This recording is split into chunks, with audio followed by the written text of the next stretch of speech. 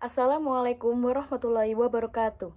Yang terhormat, Bapak Dr. Muhammad Mujib Rohman STMT PhD selaku dosen pembimbing, serta Ibu Anissa Urrahman PhD dan Ibu Nur Hidayati PhD selaku dosen pengampu mata kuliah metodologi penelitian. Perkenalkan, saya Audi Septiana Putri dengan NIM D500220024 beserta rekan saya Adelia Puspitarani dengan NIM D500220032. Pada kesempatan ini, izinkan kami memaparkan proposal kami yang berjudul Studi Analisis Efek Pengolahan Limbah Tulang Ayam sebagai Substansi Zat Hara Makro pada Lahan Gambut dengan Aditif Limbah Ampas Kopi. Kondisi tanah di Indonesia mengalami penurunan kesuburan baik pada lahan pertanian maupun pada lahan gambut. Penyebabnya antara lain karena penggunaan pupuk kimia berlebihan yang menyebabkan kerusakan pada tanah, pencemaran lingkungan, dan rendahnya kadar bahan organik.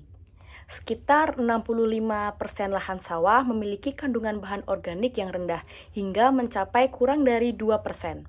Mewakili 50% lahan gambut tropis di dunia, 21 juta hektar lahan gambut di Indonesia juga mengalami kesuburan rendah akibat sifat asam, kekurangan unsur hara, dan juga erosi. Limbah tulang ayam yang kaya akan kalsium dan fosfat, serta ampas kopi yang juga memiliki kandungan seperti nitrogen, fosfor, dan kalium dapat dimanfaatkan sebagai pupuk organik untuk meningkatkan kualitas tanah. Melalui inovasi ini, diharapkan kesuburan tanah dapat diperbaiki, mendukung keberlanjutan pertanian dan pemanfaatan lahan gambut secara optimal, sekaligus mengurangi dampak lingkungan dari limbah yang tidak terolah dengan baik. Rumusan masalah yang ada dalam proposal kami ada 3. Yang pertama, bagaimana kombinasi limbah tulang ayam dan ampas kopi dapat memengaruhi kandungan unsur hara makro seperti nitrogen, fosfor, dan kalium dalam pupuk organik. Yang kedua, bagaimana formulasi terbaik dari kombinasi limbah tulang ayam serta ampas kopi untuk menghasilkan pupuk organik berkualitas tinggi. Dan yang ketiga, apa dampak lingkungan dan ekonomi dari pemanfaatan limbah tulang ayam dan ampas kopi sebagai bahan pupuk organik dibandingkan dengan pupuk konvensional. Adapun beberapa tujuan yang ingin kami capai dalam penelitian ini. Yang pertama, menganalisis pengaruh kombinasi limbah tulang ayam dan ampas kopi terhadap peningkatan kandungan unsur hara makro pada pupuk organik.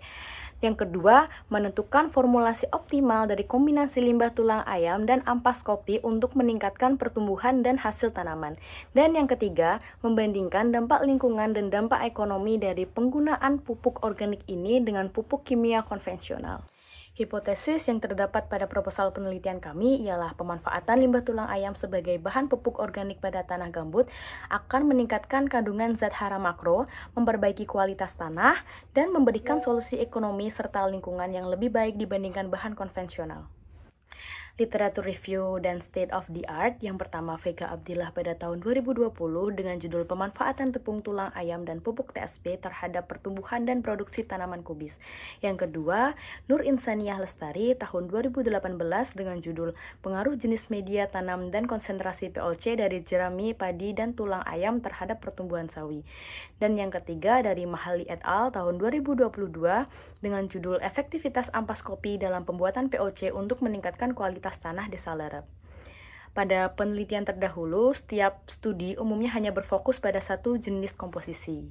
Meskipun ada penelitian yang sudah mencoba menggabungkan berbagai komposisi, hasil yang diperoleh masih kurang optimal. Penelitian kali ini mengusulkan pendekatan baru dengan menggabungkan beberapa komposisi utama, yaitu ampas kopi dengan limbah tulang ayam, secara lebih struktural untuk menghasilkan pupuk organik yang lebih efektif. Kemudian proses selanjutnya adalah metodologi penelitian. Dalam penelitian ini, metode yang kita gunakan adalah metode statistik dalam pengolahan data kuantitatif dengan menggunakan rancangan acak lengkap. Metode data kuantitatif ini kita ambil dari adanya berbagai macam variabel yang kita gunakan. Kemudian sampel dan juga variabel. Sampel yang kita gunakan adalah limbah dari tulang ayam, dan variabel yang kita gunakan ada 3 macam, yaitu pertama variabel bebas yang merupakan kita mengontrol yang namanya konsentrasi pupuk organik pada tulang ayam. Lalu kita mengatur konsentrasi ampas kopi yang kita masukkan ke dalam pupuk tulang ayam. Selanjutnya adalah variabel terikat. Dalam variabel terikat ini, kita menggunakan kandungan unsur hara makro pada pupuk tulang ayam. Unsur hara makro ini sendiri adalah sejenis nitrogen, kalsium, kalium, dan juga fosfor. Yang dimana hal ini sangat berpengaruh terhadap kesuburan dari tanah pada pupuk yang akan kita gunakan dalam proses pertanian. Kemudian variabel kontrol, yaitu proses produksi pupuk tulang ayam ini sendiri dan juga masa uji tulang ayam pada pupuk.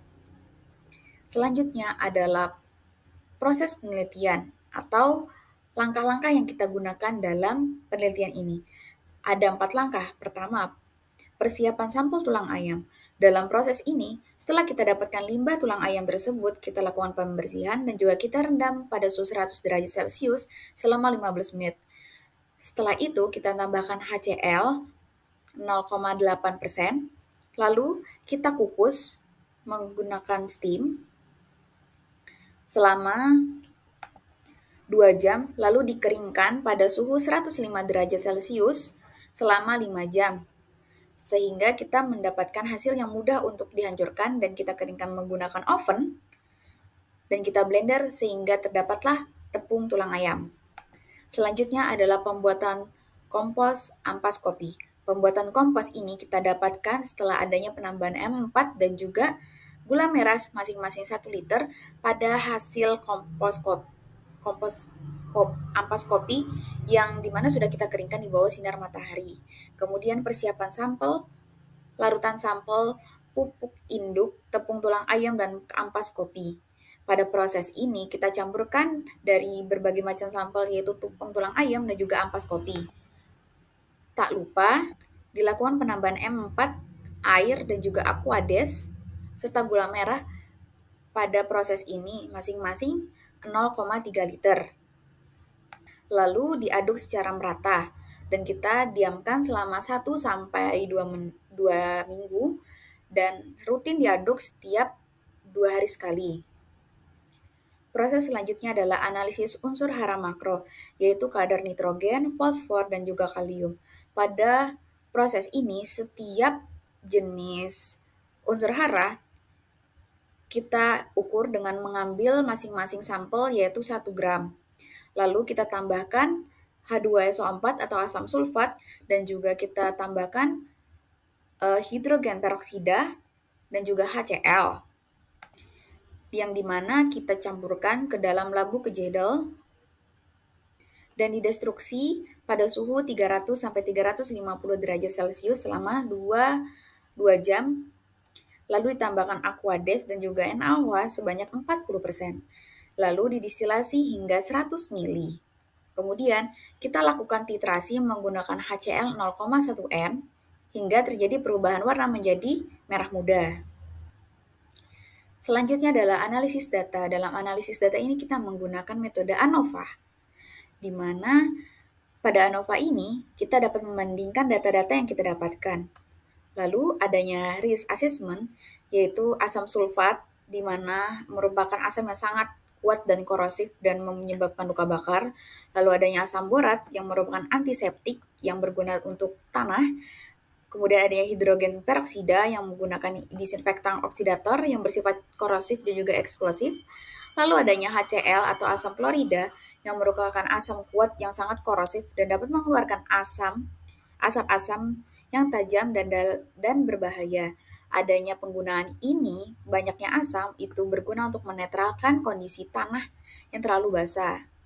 Jadwal penelitian diharap adalah 4 bulan di bulan Agustus sampai bulan Desember, di mana hal ini mempertimbangkan dari adanya bahan dan juga alat yang memadai di dalam Laboratorium Teknik Kimia Universitas Muhammadiyah Surakarta. Sekian dari kami. Wassalamualaikum warahmatullahi wabarakatuh.